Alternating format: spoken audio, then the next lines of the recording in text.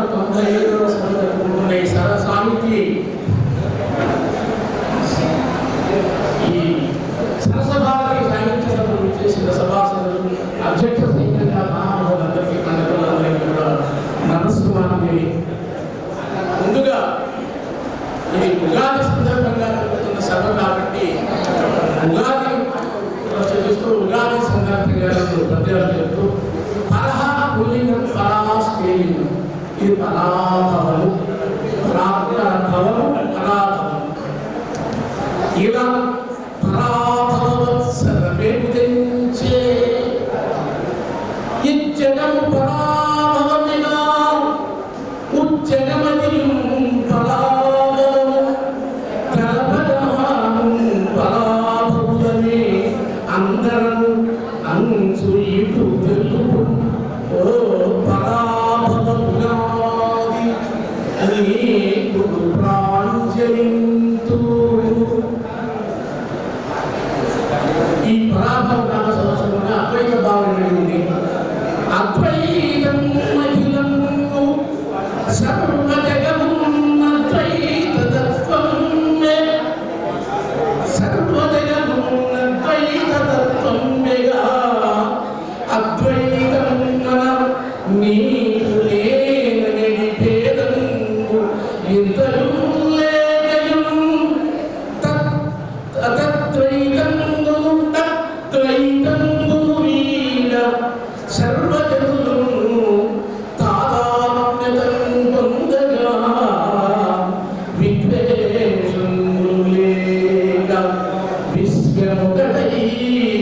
ప్రీతి సుఖం పొందదే. కవి సమ్మేళనంలో ఇచ్చినటువంటి ప్రధానమైనటువంటి అంశాన్ని వారు సూచించిన దుర్గాసారి గారు సూచించిన అంశాన్ని కవులు అందుకోవడంలో సఫలీకృతులు కాలేదేమో అన్నారు. ఇది నిత్య సాహితీ వసంత ప్రకాశ కవితా వికాసం ఈ శీర్షికతో సరసభారతి జీవన సాఫల్య పురస్కార గ్రహీత చలపాక ప్రకాష్ గారికి అభినందన చందన సమర్పణంగా చలపాకలమందు తులలేని స్వర్ణంబు వంపు సొంపుల్ని ఇంపు కూర్చు చలపాకలమందు పులకించి గమనించి కవితలై వికసించు కైరవాలు చలపాక అచలమై చలపాక అచలమై చలనముందేయ కథలెన్నో కాదుపై కదలివచ్చు చలపాక సారథ్యమలలోకగా సాగ రమ్య భారతి బహురమ్యమోచు మూడు మాసాలలో తూరి ముచ్చటించు తెలుగు భాషా తల్లికి వెలుగు నీవు కావ్యభూషలు వచ్చిన కవివదంశ సుచలపాక వంశ ప్రకాశ సుప్రకాశ నారీల కథ తెలిపి నారీల కథ తెలిపి నవ కవిత్వపు తీరు రచయించి రూపించి రమ్యవీసి తాను మూడో కన్ను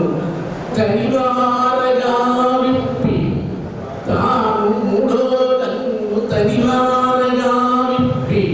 కావ్య దర్శన చేసే కమ్రపణితి సభలో సరదాలు సభలో